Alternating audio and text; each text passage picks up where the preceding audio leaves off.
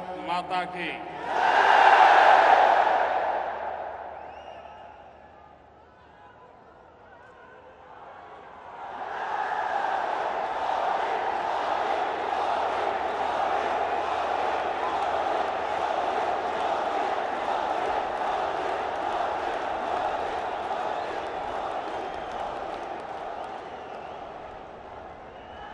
Dubai की धरती पर मैं आज मेरे सामने लघु भारत के दर्शन कर रहा हूं।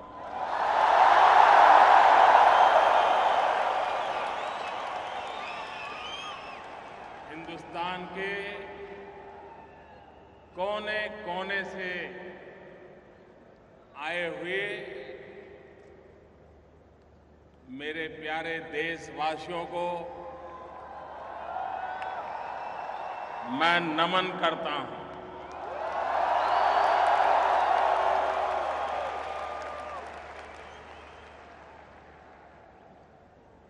आप वे लोग हैं जिन्होंने परिश्रम की पराकाष्ठा करके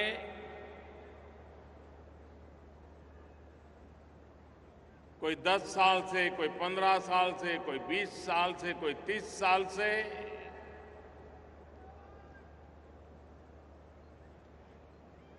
रोजी रोटी कमा रहे हैं, लेकिन साथ साथ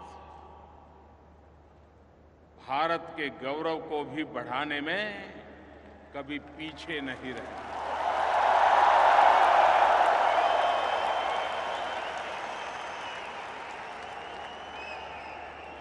आपके व्यवहार के कारण, आपके आचरण के कारण हमेशा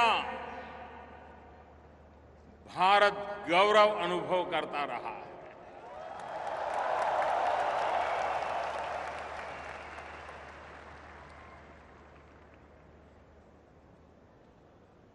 भारत में अगर अधिक बारिश भी हो जाए तो दुबई में बैठा हुआ मेरा हिंदुस्तानी छाता खोल देता है।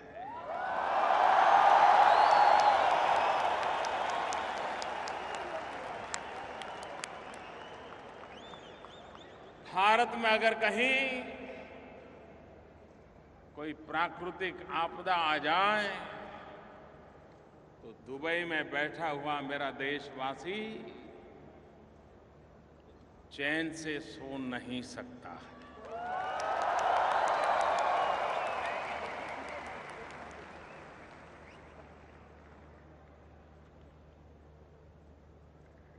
जब अटल बिहारी वाजपेयी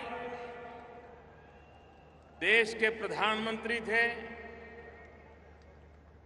भारत ने न्यूक्लियर टेस्ट किया था।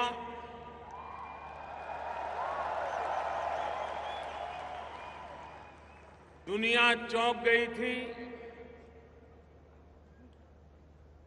कुछ लोग गुस्से में आए थे और रातों रात भारत पर सैंक्शन लगा दिए गए थे। भारत को आर्थिक मुसीबतों में धकेल दिया गया था और तब वाजपेयी जी ने विश्व भर में फैले हुए भारतवासियों को आह्वान किया था देश की मदद करने के लिए। और आज मैं गर्व से कह सकता हूं कि वाजपेयी जी के उस आह्वान पर हिंदुस्तान की तिजोरी भरने में गल्फ कंट्रीज में जो मजदूरी का काम करते थे उन मेरे भारतवासियों का सबसे बड़ा योगदान था।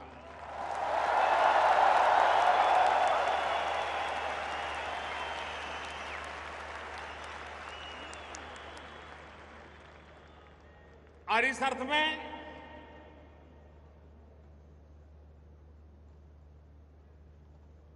यहां बसा हुआ हर भारतवासी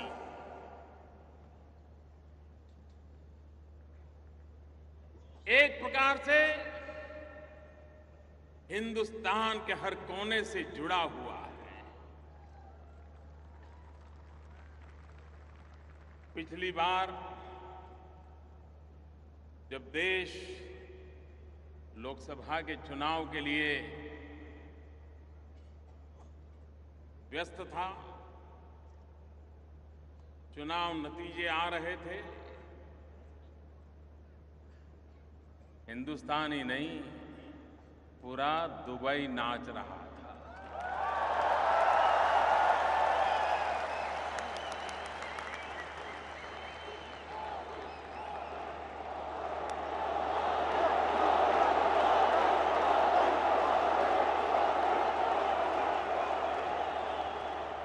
ये प्यार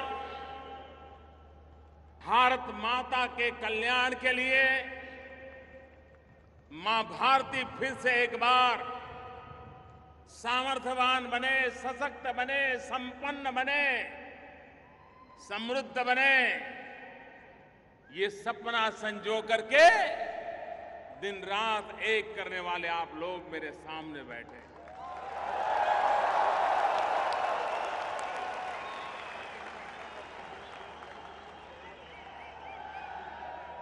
भाइयों बहनों, आज यहां तो हिंदुस्तान के हर कोने से आए हुए मेरे भाई बहन मेरे सामने हैं, और दुबई वो सिर्फ लघु भारत ही रहा ऐसा नहीं है। अब तो दुबई एक लघु विश्व भी बन गया है।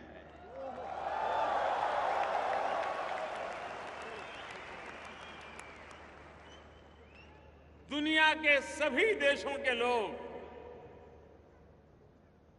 कम अधिक मात्रा में दुबई में रह रहे हैं। ठंडे से ठंडे प्रदेश के लोग भी ये 40-45 डिग्री तापमान में रहना पसंद करते हैं।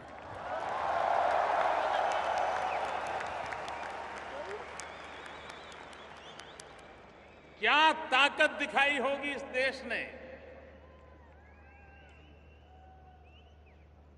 क्या मैग्नेटिक पावर पैदा किया होगा विकास के माध्यम से कि पूरा विश्व यहां आकर्षित हो जाता है।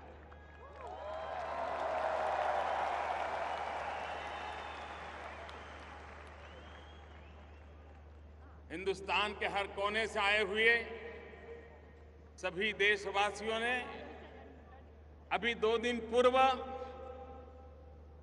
15 अगस्त भारत की आजादी का पर्व मनाया।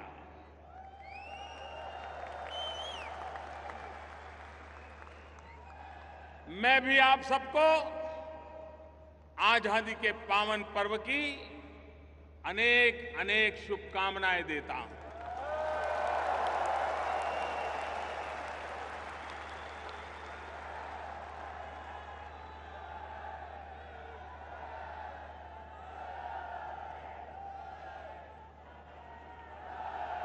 यहां केरल से आया हुआ भी समुदाय बहुत बड़ी मात्रा में है।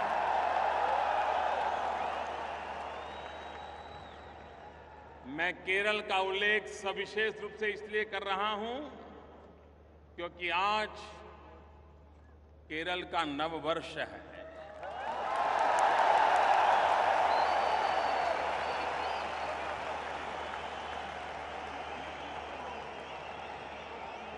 मलयाली,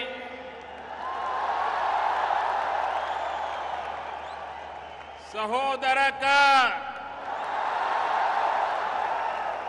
एंटे हृदयम, निरन्या,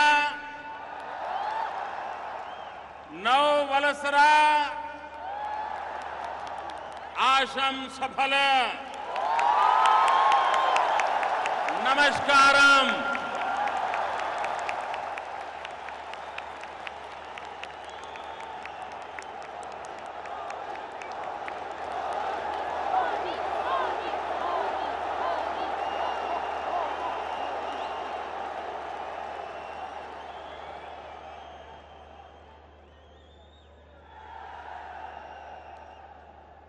हर हफ्ते हिंदुस्तान से 700 से भी ज्यादा फ्लाइट यहां आती है। दुनिया में किसी एक देश के साथ इतनी बड़ी मात्रा में हवाई आवागमन अगर कहीं है तो इस इलाके से है।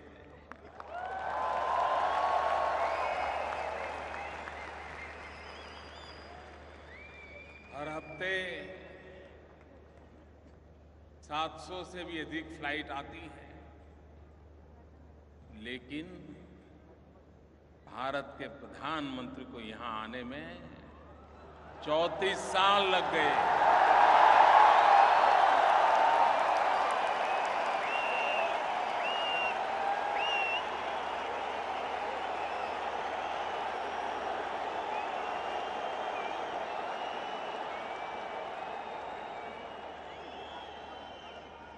कभी कभी मुझे लगता है कि बहुत सारे ऐसे अच्छे अच्छे काम हैं जो पूर्व के लोग मेरे लिए बाकी छोड़ करके चले गए।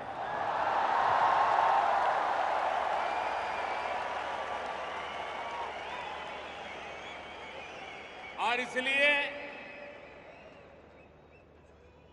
बहुत सारे बाकी रहे अच्छे काम करने का मुझे भाग्य मिला।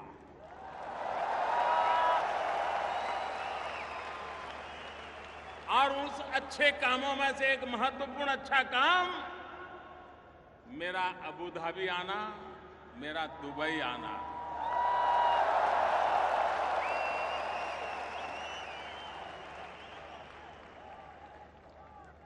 जिस प्रकार से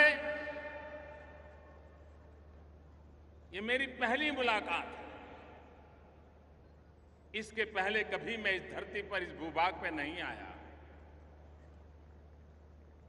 और 34 साल के बाद प्रधानमंत्री के रूप में कोई आए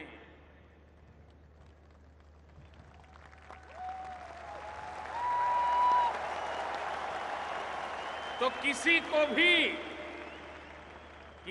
भी नाराजगी व्यक्त करने का हक बनता है। हक बनता है कि नहीं बनता है? बनता है कि नहीं बनता है? लेकिन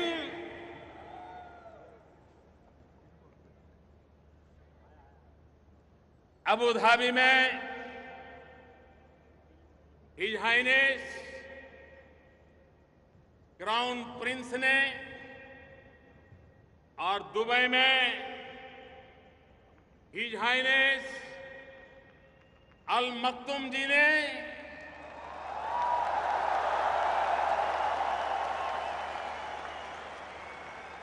नाराजगी नहीं दिखाई।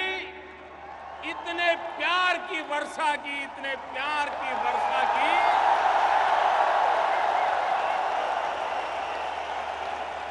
मैं उनके इस प्यार को कभी भूल नहीं पाऊंगा।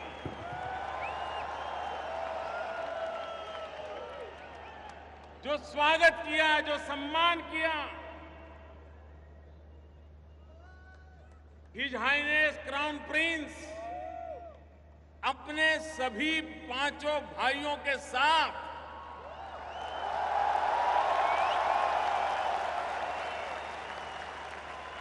एयरपोर्ट पर लेने के लिए आए।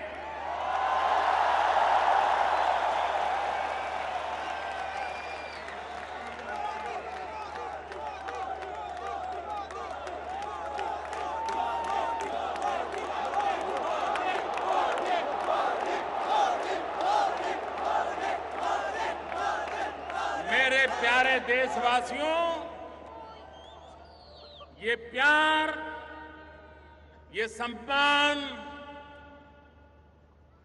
किसी व्यक्ति को नहीं है।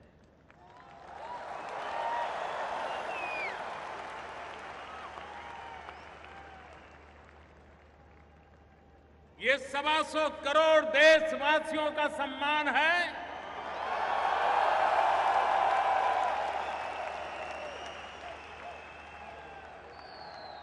ये भारत की बदली हुई तस्वीर का सम्मान है।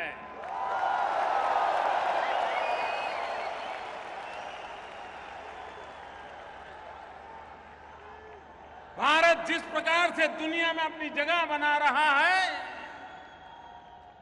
उस बदले हुए हालात का सम्मान है।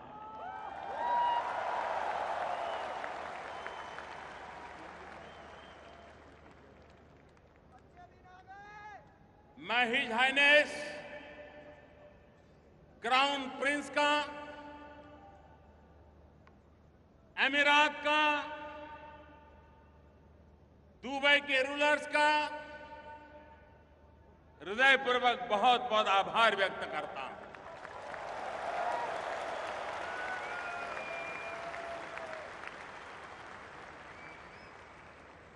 एक तरफ संप्रदाय के नाम पर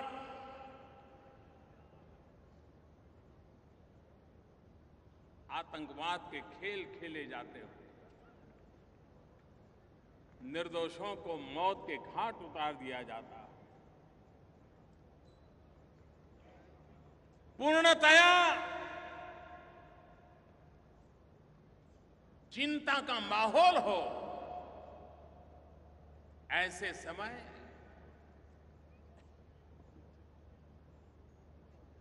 अबू धाबी के हिज हाइनेस क्राउन प्रिंस भारतीय समुदाय के लिए मंदिर बनाने के लिए जगह देने का निर्णय करें।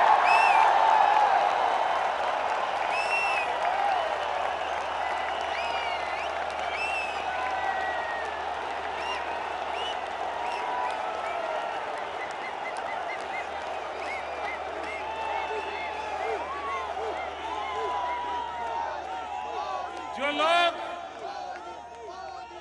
अबू धाबी से परिचित हैं, उन्हें पता है ये निर्णय कितना बड़ा है। ये सौगात कितनी बड़ी है। आप मुझे बताइए, सभी देशवासियों ने उनका विशेष रूप से अभिनंदन करना चाहिए कि नहीं करना चाहिए? मैं आज सबसे आग्रह करता हूं, तालियों की गूंज से क्राउन प्रिंस का अभिनंदन कीजिए।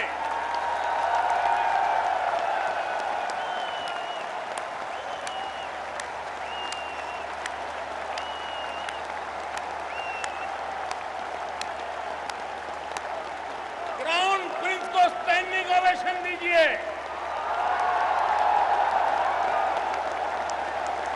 उनका अभिनंदन कीजिए।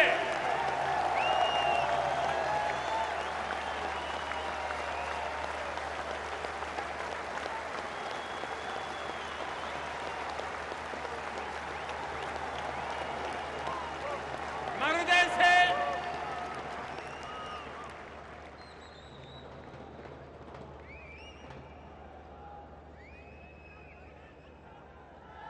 उनका अभिनंदन करता हूं।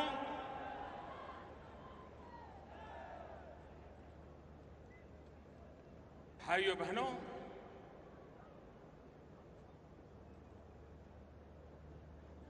दो दिन की मेरी यात्रा में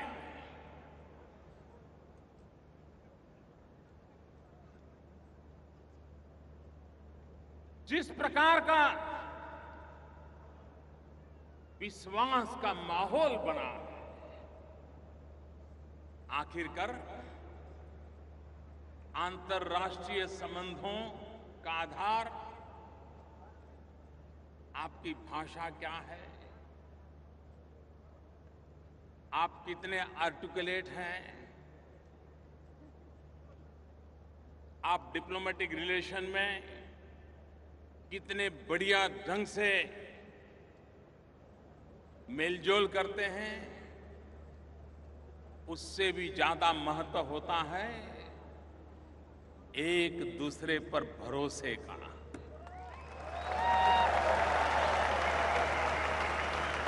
अंतर्राष्ट्रीय संबंधों में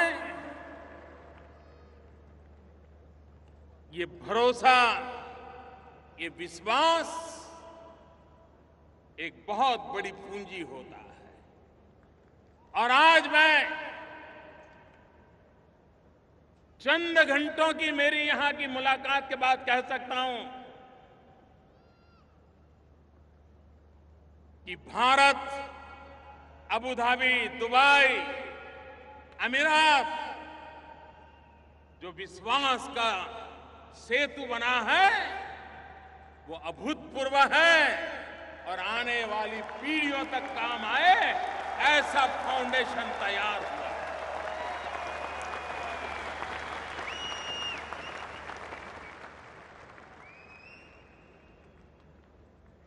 आज मुझे खुशी हुई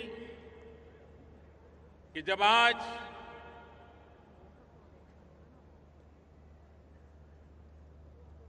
भारत और अमीरात के बीच जो ज्वाइंट स्टेटमेंट आया है, आपको भी खुशी होगी जान करके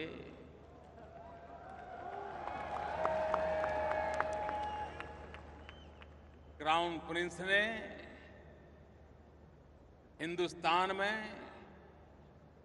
4.5 लाख करोड़ रुपया का निवेश करने का संकल्प घोषित किया।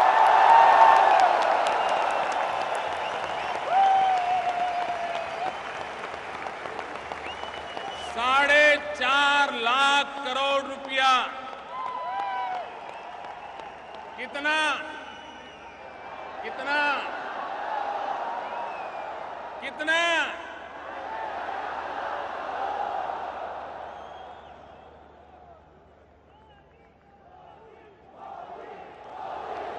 भाइयों बहनों,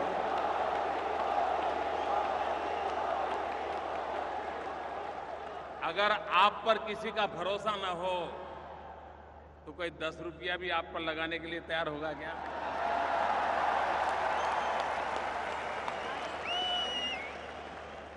ये भारत की शाख बनी है। आज भारत का बदला हुआ रूप विश्व के सामने अपनी स्वीकृति बनाता आगे चल रहा है।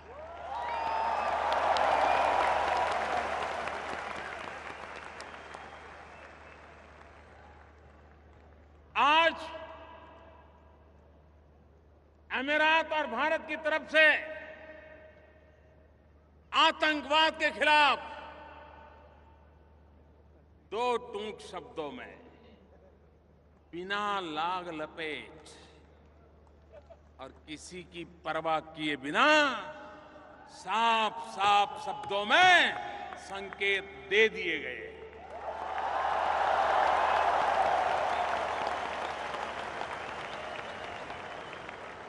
आतंकवाद के खिलाफ एकता का स्वर आज इस धरती से उठा है। मैं इसे बहुत अहम मानता हूं। और इतना ही नहीं, समझने वाले समझ जाएंगे।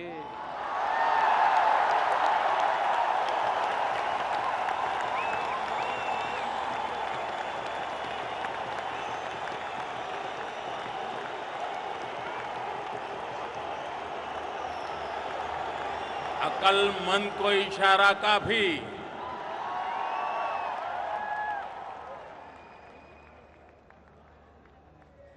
आतंकवाद में लिप्त लोगों को सजा होनी चाहिए, ये स्पष्ट शब्दों में संकेत यहां से निकला है।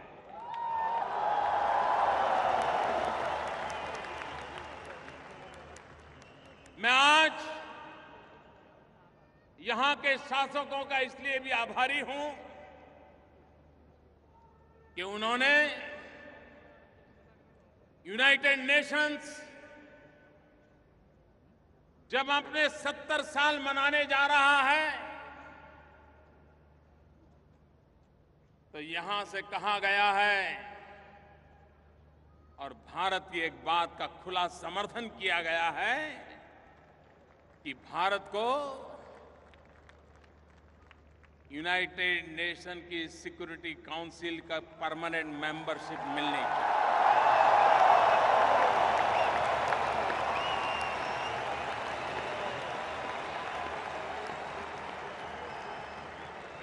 मैं आभारी हूं उनका। इससे भी आगे एक बहुत बड़ी महत्वपूर्ण बात पर आज भारत की लंबे अरसे से एक पोजीशन है, उसका आज हिज हाइनेस क्राउन प्रिंस ने खुले आम समर्थन घोषित किया है। भाइयों बहनों, कई वर्षों से यूनाइटेड नेशंस में एक रिजोल्यूशन लटका पड़ा है। आपको भी बड़ी हैरानी होगी और 2-5 साल से नहीं, कई वर्षों से लटका पड़ा है। क्या यूनाइटेड नेशन जो कि प्रथम और द्वितीय विश्व युद्ध से पीड़ित मानव समुदाय को मरहम लगाने के लिए, आगे मानव जात को ऐसे संकट झेलने की नौबत न आए, इसके लिए प्रिकॉशन लेने के लिए, व्यवस्थाएं विकसित करने के लिए 70 साल पहले यूनाइटेड नेशंस का जन्म हुआ। लेकिन वह यूनाइटेड नेशंस आतंकवाद की अभी तक परिभाषा नहीं कर पाया है। आतंकवाद किसको कहे, आतंकवादी किसको कहे, आतंकवाद को समर्थन करने वाले कौन माने जाए, किस देश को आतंकवाद का समर्थक माना जाए, किस देश को आतंकवाद का समर्थक न माना जाए। और इसलिए comprehensive convention on international terrorism, इसका निर्णय करने का प्रस्ताव लंबे अरसे से यूनाइटेड नेशन में लंबित पड़ा हुआ है। भारत ने एक पोजीशन ली है सालों से, ये प्रस्ताव पर चर्चा हो जाए, निर्णय होना चाहिए, लेकिन टाला जा रहा था। आज मुझे खुशी इस बात की है कि हिज हाइनेस क्राउन प्रिंस ने भारत की स्थिति का समर्थन किया है, भारत की पोजीशन का समर्थन किया है। और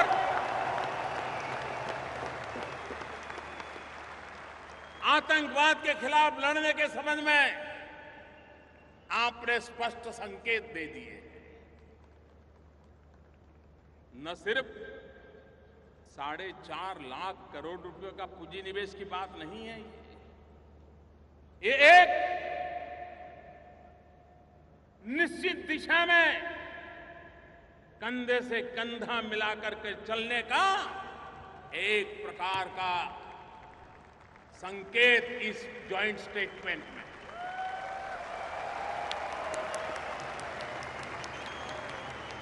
मैं इसे बहुत महत्वपूर्ण मानता हूं।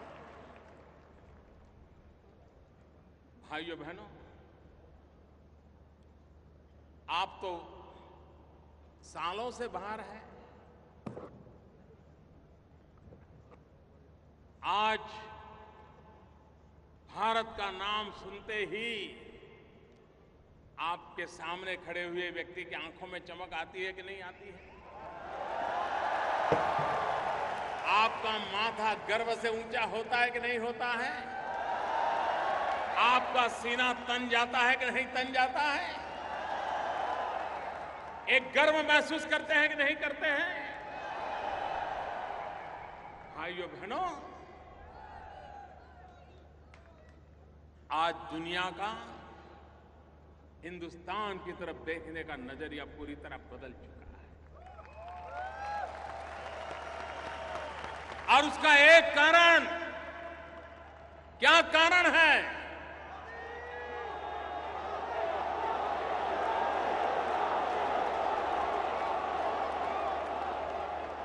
क्या कारण है ये बदलाव आया है? मोदी के कारण नहीं। ये जो बदलाव आया है 125 करोड़ देशवासियों की संकल्प शक्ति के कारण।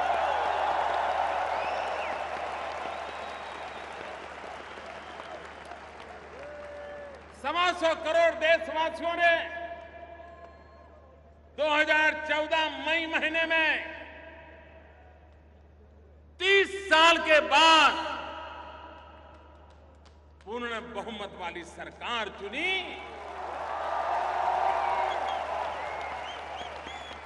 आज दुनिया का कोई भी महापुरुष, दुनिया का कोई भी राजनेता मोदी से जब हाथ मिलाता है ना, तब उसे मोदी नहीं दिखता है,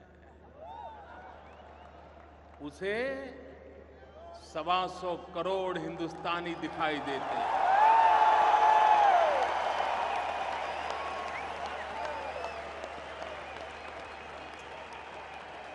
दुनिया की तेज गति से बढ़ रही इकोनॉमी दिखाई दे रही है। भाइयों बहनों,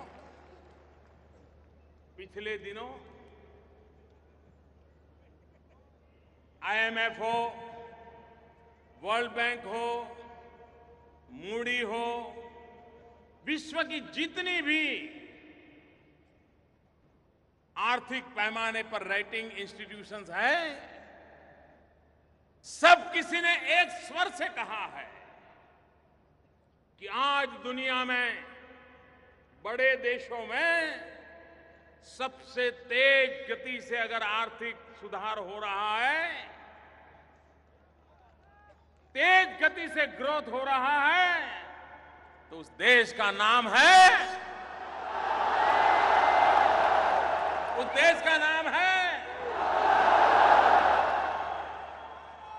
मुझे बताइए, सीना तन जाएगा नहीं तन जाएगा? माथा ऊंचा होगा कि नहीं होगा? एक साल के भीतर भीतर ये बदलाव आया है। भाइयों बहनों, हमने मेक इन इंडिया कुछ महीने पहले इस अभियान का प्रारंभ किया। दुनिया को मैं कह रहा हूं, मेक इन इंडिया। आइए, हिंदुस्तान एक ऐसा देश है जो संभावनाओं से भरा हुआ है।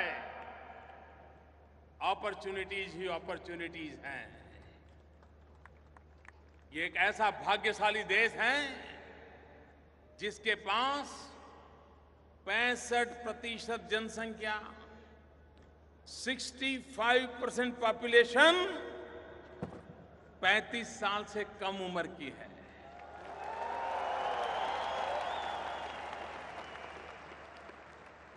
भारत एक नौजवान देश है। आज जहां जवानी लबालब भरी पड़ी है,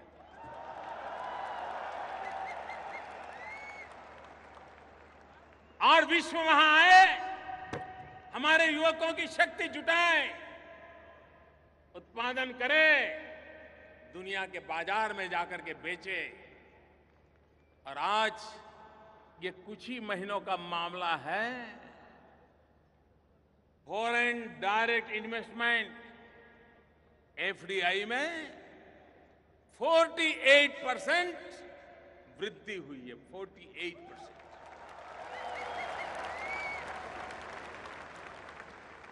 भाइयों बहनों, विकास को नई ऊंचाइयों पर ले जाने के लिए ईज ऑफ डूइंग बिजनेस का माध्यम हो, देश की युवा शक्ति में स्किल डेवलपमेंट का अभियान हो, आधुनिक भारत के निर्माण के लिए डिजिटल इंडिया का सपना साकार करने के लिए दिन रात पुरुषार्थ चलता हो, तो विश्व का आना बहुत स्वाभाविक है मेरे भाइयों बहनों, बहुत स्वाभाविक है।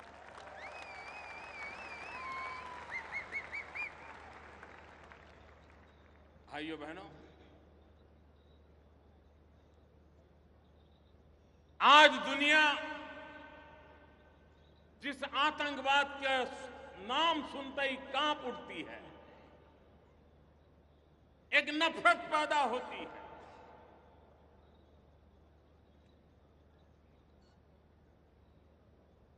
मैं दुनिया को कहता हूं, हम हिंदुस्तान के लोग 40 साल से ये आतंकवाद के शिकार हुए हैं। हमारे निर्दोष लोग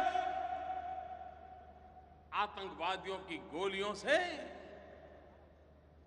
भून दिए गए हैं, मौत के घाट उतार दिए गए। और जब कभी मैं विश्व के लोगों के साथ आज से 25-30 साल पहले कभी मुझे बात करने का अवसर मिलता था, तो वे आतंकवाद समझने की उनकी क्षमता ही नहीं थी। कभी मैं आतंकवाद की बात करता था तो वो मुझे कहते थे कि ये तो आपका पुलिसिंग का प्रॉब्लम है, लॉ एंड ऑर्डर का प्रॉब्लम है। अब उनको समझ आ गया है कि आतंकवाद का कितना भयंकर रूप होता है। आतंकवाद को कोई सीमाएं नहीं होती हैं। वो पता नहीं कब किस सीमा पे जाके आ धमकेगा। आज अभी मैं यहां पहुंच रहा था, मैंने सुना बैंकॉक के अंदर आज एक बम धमाका हुआ, निर्दोष लोगों को मार दिया गया। भारत तो लगातार इन हरकतों को झेलता रहा और विश्व समुदाय जब तक आतंकवाद की मानसिकता वाले देशों को, आतंकवाद को, उसको समर्थन करने वालों को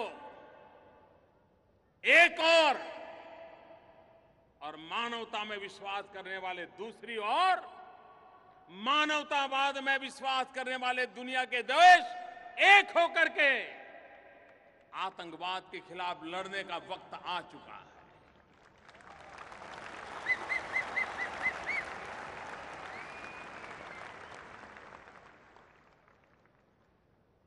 good Taliban, bad Taliban, good terrorism, bad terrorism, ये अब चलने वाला नहीं है।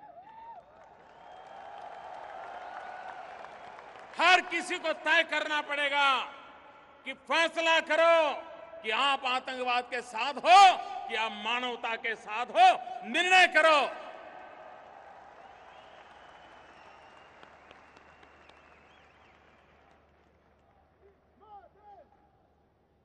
भारत को तो आज भी आए दिन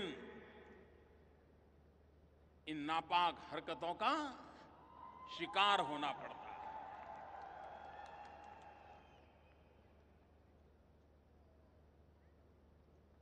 हम समस्याओं का समाधान खोजने की दिशा में लगातार कोशिश कर रहे हैं। यहां बहुत कम लोगों को पता होगा कि भारत की आजादी के पहले से नागालैंड में अतिवाद, इंसर्जेंसी, इस समस्या से नागालैंड जूझता रहा। और उसके कारण भारत का पूरा ये पूर्वी हिस्सा, नॉर्थ ईस्ट, आए दिन हिंसा का शिकार होता था और धीरे धीरे वो बीमारी इतनी फैलती गई कि अन्य राज्यों में भी अलग अलग नाम से अलग अलग अतिवादी, आतंकवादी गुट बनते चले गए। आजादी के भी पहले से चल रहा था। आज मैं बहुत संतोष के साथ मेरे देशवासियों आपको कहना चाहता हूं कि अभी 1 महीने पहले नागालैंड के इन गुटों के साथ, जो कभी हिंसा में विश्वास करते थे, जो शस्त्रों को लेकर के गतिविधि चलाते थे, उनसे जो बातचीत चल रही थी वो सफलतापूर्वक आगे बढ़ी। निर्णय हुआ, मुख्य धारा में आने का निर्णय हुआ। 60-70 साल के बाद ये संभव हुआ है। मैं नागालैंड की ये घटना का जिक्र इसलिए करना चाहता हूं कि हिंसा के राह पर चले हुए भारत के नौजवानों को और विश्व के नौजवानों को मैं एक उदाहरण के रूप में कहना चाहता हूं, समस्या कितनी ही गंभीर क्यों न हो, आखिर तो बातचीत से ही रास्ता निकलता है। कोई 10 साल लड़ाई लड़ने के बाद बात करे, कोई 20 साल लड़ाई लड़ने के बाद करे, कोई 40 साल लड़ाई लड़ने के बाद बात करे, लेकिन आखिर में तो बात ही होती है और टेबल पर ही फैसले होते हैं। और इसलिए विश्व भर से इस गलत रास्ते पर चल पड़े लोग, बम बंदूक के भरोसे अपने सपनों को साकार करने का रास्ते पर चले हुए लोग, ये रास्ता कभी आपका भला नहीं करेगा, ये रास्ता कभी किसी और का भला नहीं करेगा, ये रास्ता कभी मानवता का भला नहीं करेगा, ये रास्ता इतिहास को बेदाग नहीं रहने देगा, ये पूरे इतिहास को कलंकित कर देगा, ये पूरे इतिहास को दागदार बना देगा।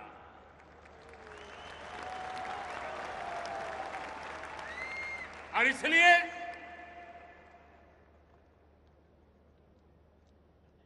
हिंसा का मार्ग छोड़ करके मुख्य धारा में जाना, ये आज समय की मांग है। मेरे प्यारे भाइयों बहनों, बांग्लादेश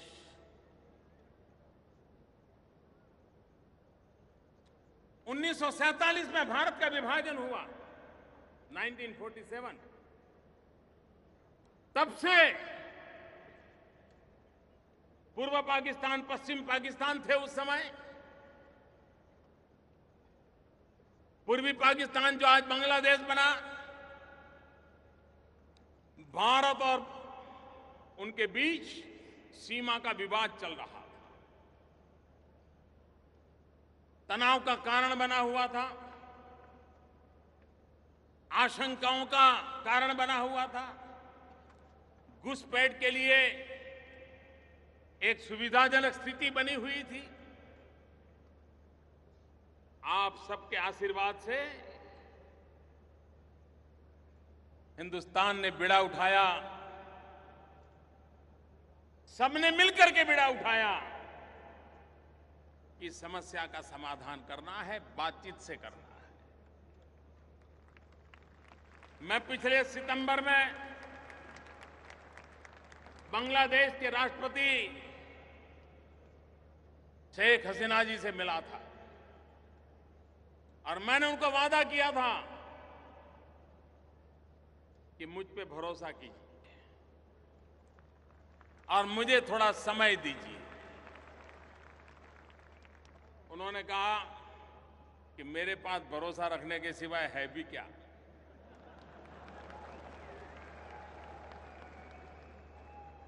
लेकिन आज मैं मेरे प्यारे देशवासियों आपके सामने सर झुका करके कहना चाहता हूं कि आजादी से लटका हुआ ये सवाल 1 अगस्त को समाप्त कर दिया गया।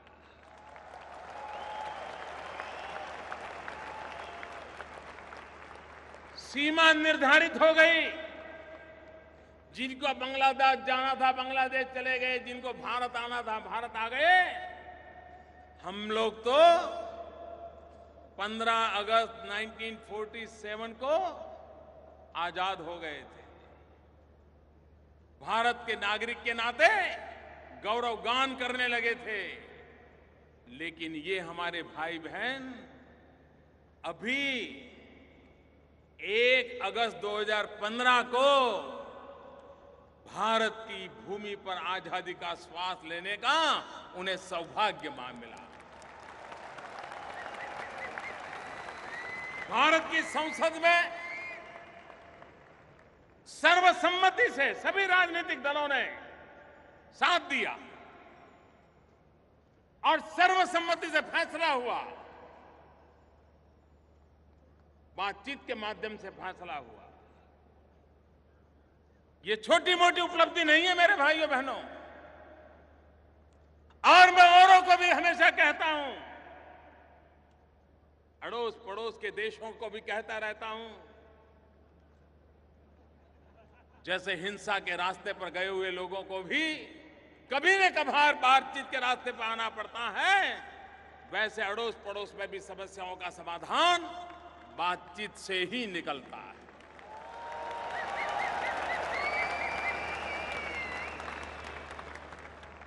अंतर्राष्ट्रीय संबंधों में आज भारत एक महत्वपूर्ण भूमिका अदा कर रहा है, मानवता के अधिष्ठान पर कर रहा है। जब नेपाल में भूकंप आया, चंद घंटों में,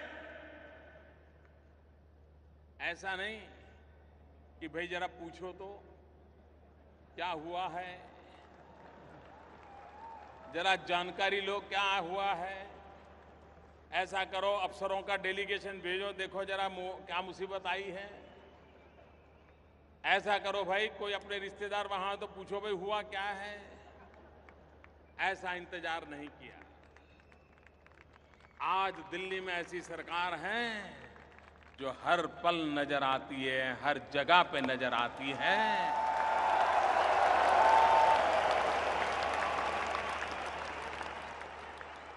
और चंद घंटों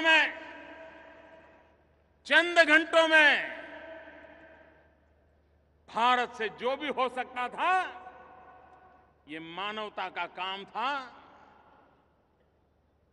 नेपाल के चरणों में जाकर के हमारे लोग बैठ गए और उनकी सेवा में लग गए और आज भी सेवा चालू है।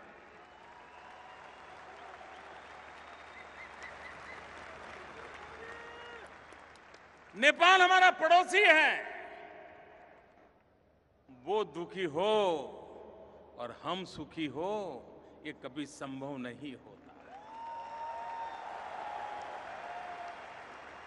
उसके सुख में भी हमारा सुख समा हुआ है। श्रीलंका, आपको हैरानी होगी, जब मैं नेपाल गया प्रधानमंत्री बनने के बाद, नेपाल जाना है तो 70 मिनट नहीं लगती है। दिल्ली से नेपाल जाना हो 70 मिनट नहीं लगती है। लेकिन भारत के प्रधानमंत्री को नेपाल पहुंचने में 17 साल लग गए।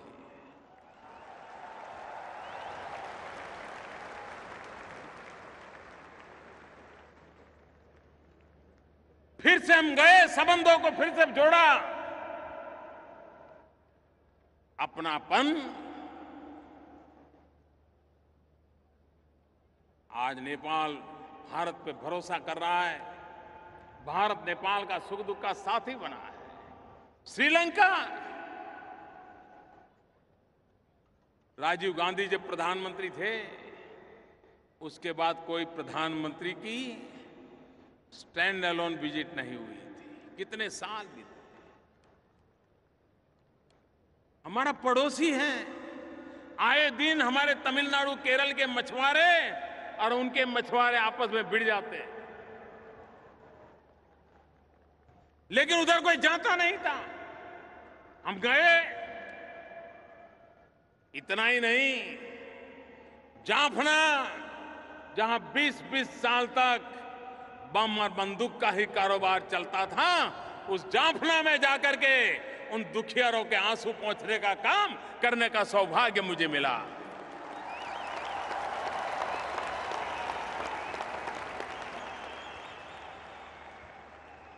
एक प्रधानमंत्री के रूप में जाफना जाने का सौभाग्य मुझे मिला। हमारे पड़ोस में मालदीव, आइलैंड पर बसा हुआ देश, टूरिज्म की दृष्टि से काफी आगे बढ़ा है। अचानक एक दिन उनके यहां पानी के सारे संयंत्र खराब हो गए। पूरे देश के पास पीने का पानी नहीं था। आप कल्पना कर सकते हो, कोई देश के पास पीने का पानी न हो, कितना बड़ा गहरा संकट आया। मालदीव से हमें मैसेज आया कि ऐसी मुसीबत आई है। एक पल का इंतजार नहीं किया भाइयों बहनों, हवाई जहाज से पीने का पानी पहुंचाया मालदीव में। दूसरे दिन स्टीमर से पानी पहुंचाना शुरू कर दिया, और जब तक उनके वो मशीन चालू नहीं हुए, पानी की व्यवस्था दोबारा पुनर्जीवित नहीं हुई, हमने मालदीव को प्यासा नहीं रहने दिया।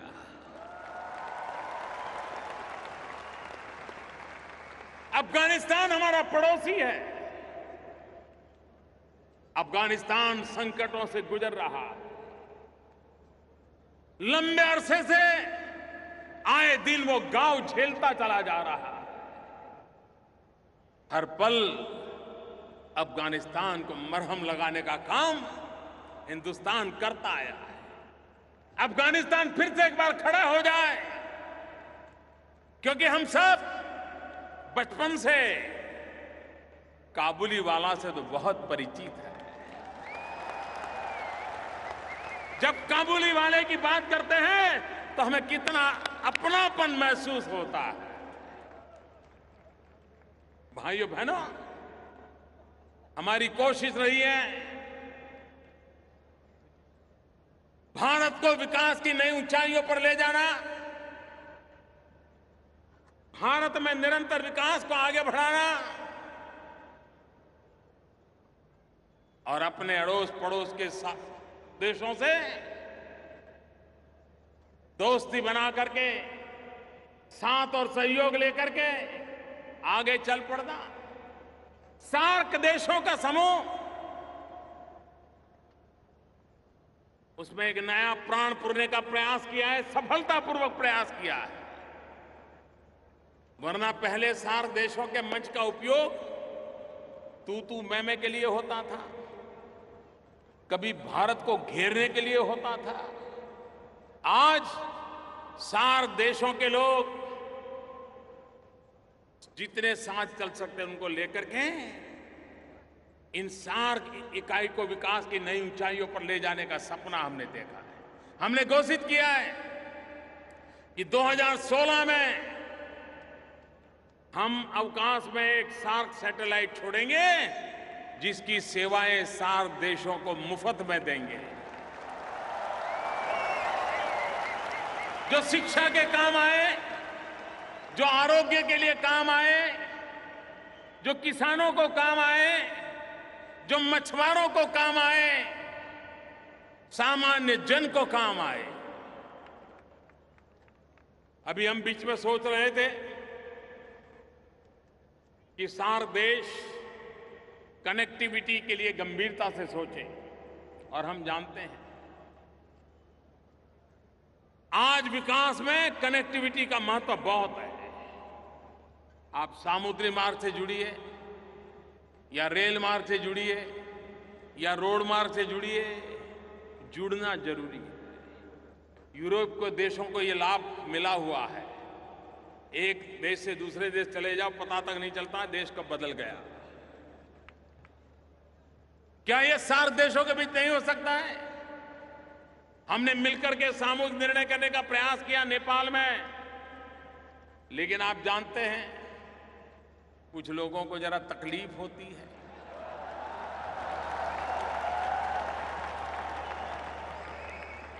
लेकिन कुछ लोगों की तकलीफ के लिए क्या रुकना चाहिए?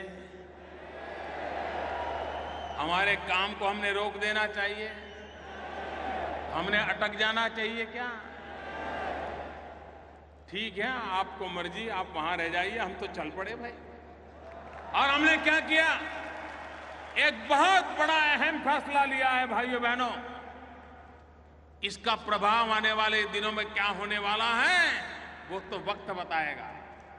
नेपाल, भूटान, भारत, बांग्लादेश, इन 4 देशों ने एक नया इंफ्रास्ट्रक्चर बना करके कनेक्टिविटी का एक पूरा काम तय कर लिया, एग्रीमेंट हो गया।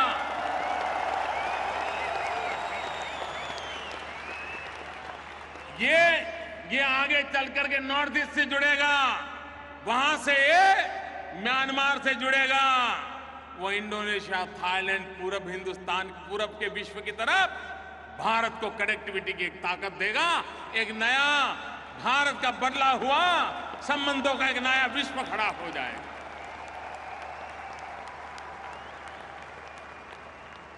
भाइयों बहनों, एक निश्चित समझ के साथ भारत अपनी भूमिका भी अदा करें। भारत बड़े होने के अहंकार से नहीं, हर किसी के साथ कंधे से कंधा मिलाकर के चलना चाहता है।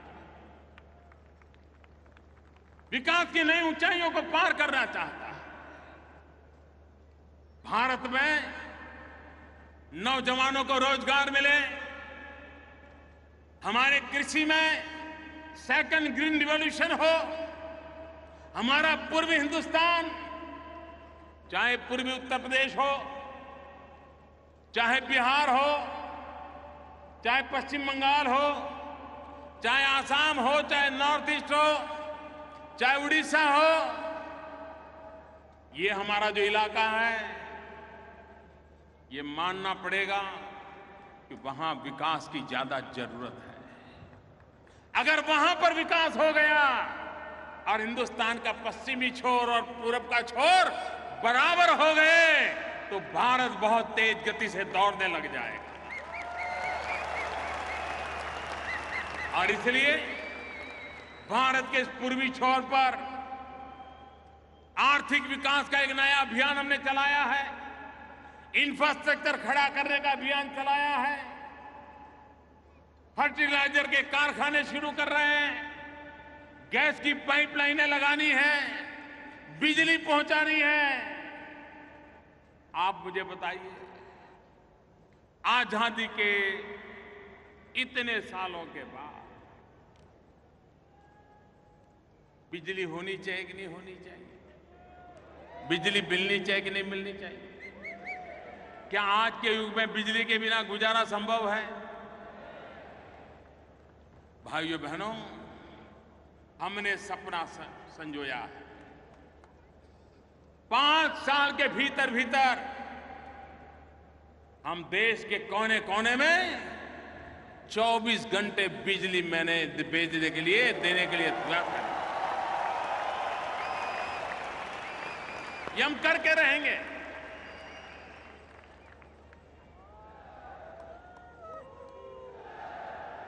दुबई में रहने वाले मेरे प्यारे भाइयों बहनों, हमने एक महत्वपूर्ण योजना घोषित की है।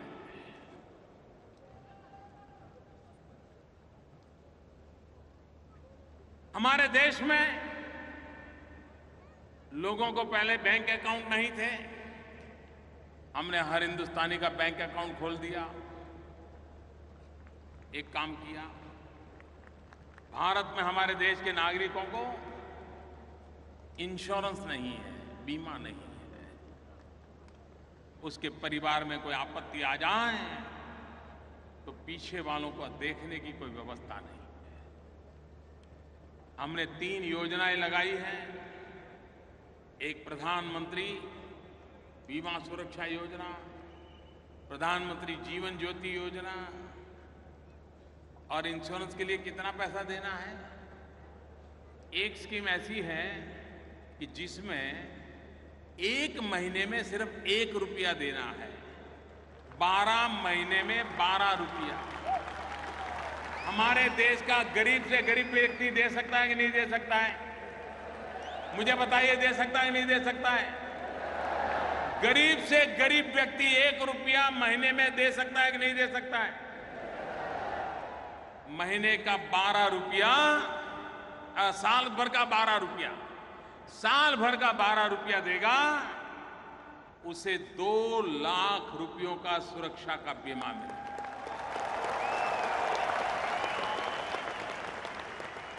दूसरी योजना है जिसमें उसे और भी मददें मिलेगी। वो है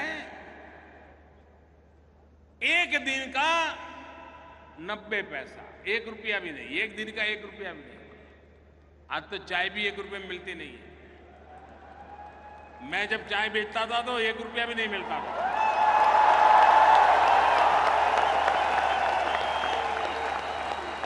लेकिन आज 1 रुपये में चाय नहीं मिलती है। 1 दिन का 90 पैसा, साल भर के 330 रुपए, और उसे भी ये सुरक्षा कवच मिलेगा। नेचुरल मृत्यु होगा, नेचुरल, अकस्मात नहीं हुआ है, सहज, तो भी उसके परिवार को 2 लाख रुपया मिलेगा।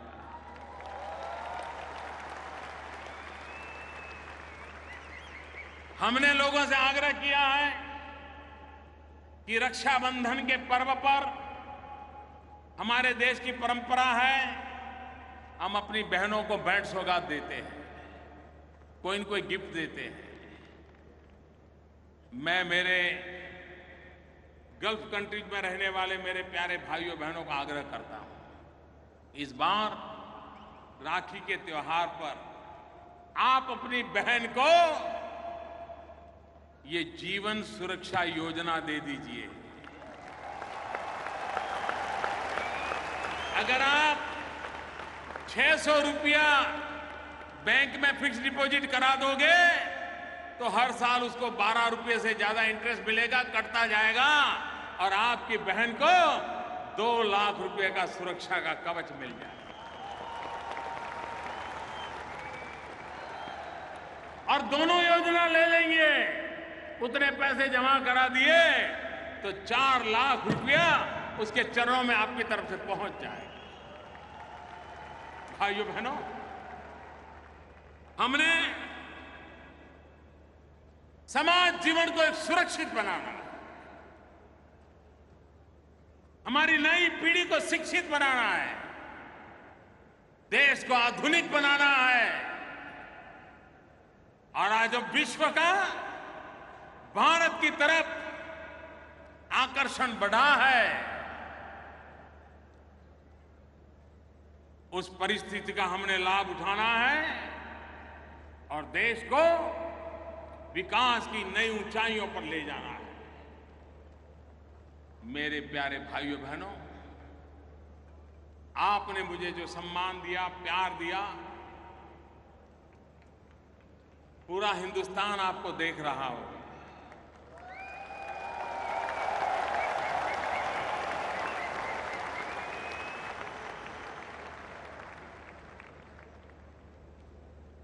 ये बदले हुए माहौल का असर हर भारतवासी के दिल पर भी होता है और मुझे लगता है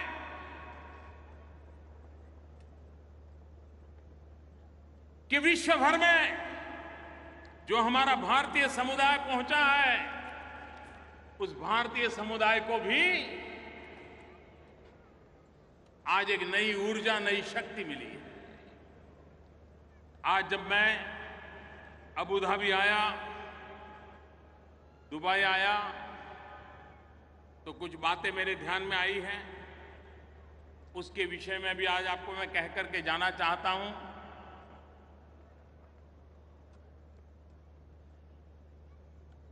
एम्बेसी के संबंध में, काउंसिल के संबंध में आपकी शिकायतें रहती हैं? नहीं रहती है? नहीं रहती है तो अच्छी बात है, लेकिन अगर रहती है तो भारत सरकार ने मदद नाम का एक ऑनलाइन प्लेटफॉर्म बनाया है।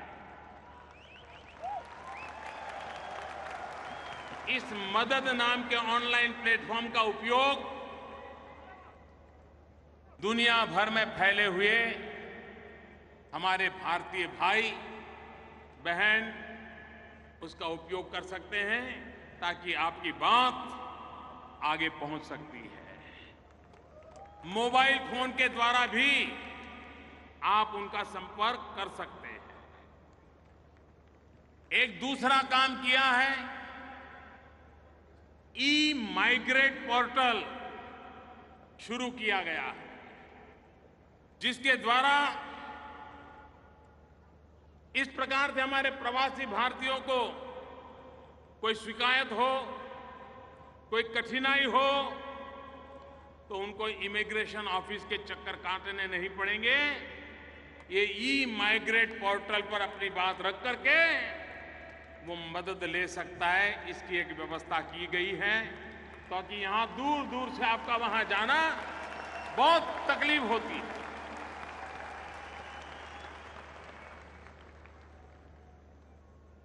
मुझे ये भी बताया गया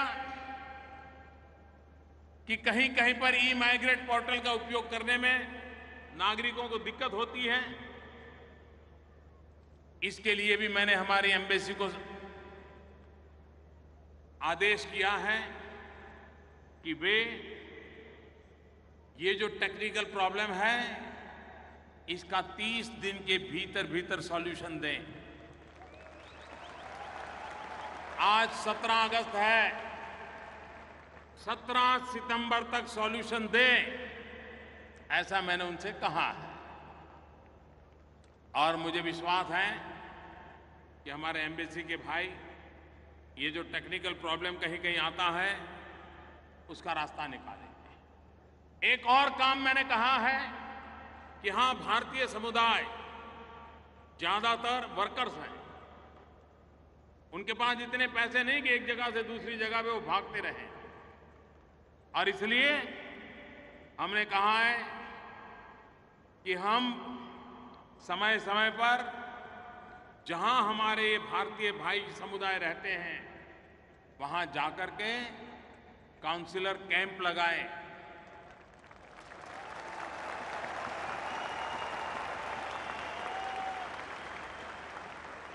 महीने में एक बार, 2 महीने में एक बार, और वहीं जाकर के उनसे बैठे, बातचीत करें और उनकी समस्या के समाधान के लिए योग्य व्यवस्था करें। मैं यहां ये बातें इसलिए कह रहा हूं कि ये भूभाग ऐसा है कि जहां मेरे गरीब तबके के भाई बहन रहते हैं, मजदूरी करने के लिए यहां आए हो। अमेरिका के लिए कुछ कर पाऊं या न कर पाऊं, लेकिन अगर आपके लिए नहीं कुछ करता तो मैं बेचैन हो जाता।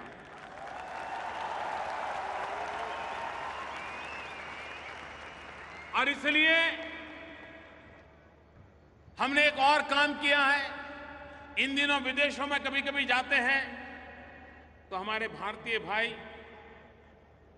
कभी कभी संकट में आ जाते, अचानक बीमारी आ गई कुछ हो गया, कभी कोई कानूनी पचड़े में फंस गए, बेचारे जेल चले गए, तो दुनिया के बाहर कौन उनको देखने वाला? परिवार तो है नहीं। और इन हमारे कभी कभी मुसीबत में कोई परिवार आ जाए तो उनकी मदद करने के लिए Indian community welfare fund ICWF स्थापित किया गया है। सब दूतावासों को ये वेलफेयर फंड दिया गया है और इसलिए ऐसी मुसीबत में कोई फंस गया हो तो उनको कानून की मर्यादा में रह करके जो मदद हो सकती है, कोई अगर जेल में बंद हुआ है तो कम से कम उसको खाना पीना मिल जाए, मानवता की दृष्टि से कोई व्यवस्था हो जाए, इन सारे कामों के लिए एक फंड की हमने व्यवस्था की है। हमने ये भी निर्णय किया है इस फंड के द्वारा दूतावास, काउंसिल में काउंसिलर सुविधाएं और अच्छी कैसे बने, जो नागरिकों की भलाई के लिए हो, उनके लिए भी इसका उपयोग किया जाएगा। जिनको कानूनी सलाह की जरूरत पड़ेगी और अगर वो खुद इसको करने के लिए स्थिति नहीं है, कभी कभार तो 1000-2000 का दंड बेचारा नहीं भर पाता, उसके कारण जेलों में सड़ता रहता है। ऐसे लोगों को मदद करके, भारतीय नागरिक होने के नाते उनको मदद करना, इसके लिए वेलफेयर फंड का उपयोग हो ताकि वो संकटों से बाहर आ सकें। ये भी हमने व्यवस्था करने के लिए कहा है। मैं जानता हूं यहां पर स्कूलों में एडमिशन में कितनी दिक्कत होती है, आपके बच्चों को स्कूलों में पढ़ाई की कितनी दिक्कत होती है। मैंने यहां के संबंधित लोगों से बात कही है और मैंने कहा है कि अधिक स्कूलें कैसे बने, इसकी चिंता मैंने की है। देखते हैं, मुझे विश्वास है कि आगे वाले दिनों में उसका भी लाभ आप लोगों को मिलेगा। मुझे विश्वास है मेरे भाइयों बहनों कि जो आपकी छोटी मोटी बातें मेरे ध्यान में आई थी, इसको पूरा करने का मैंने एक प्रयास किया है। मैं फिर एक बार आप सबको हृदय से बहुत बहुत शुभकामनाएं देता हूं और दुनिया में कहीं पर भी मेरा भारतवासी है तो हम पासपोर्ट का रंग नहीं देखते हैं।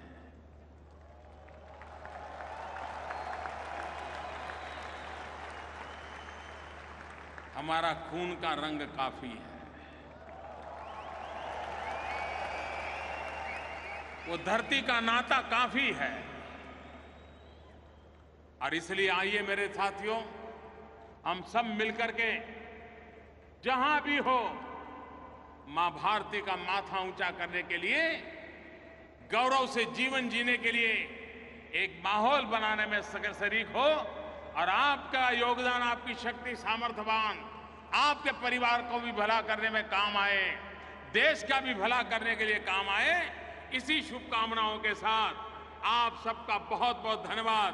मेरे साथ दोनों मुट्ठी बंद करके बोलिए, भारत माता की। दोनों मुट्ठी पूरी बंद करके पूरी ताकत से बोलिए। भारत के कोने कोने में आपके अपने गांव में आवाज पहुंचनी चाहिए, भारत माता की, भारत माता की, भारत माता की, भारत माता की। बहुत बहुत धन्यवाद।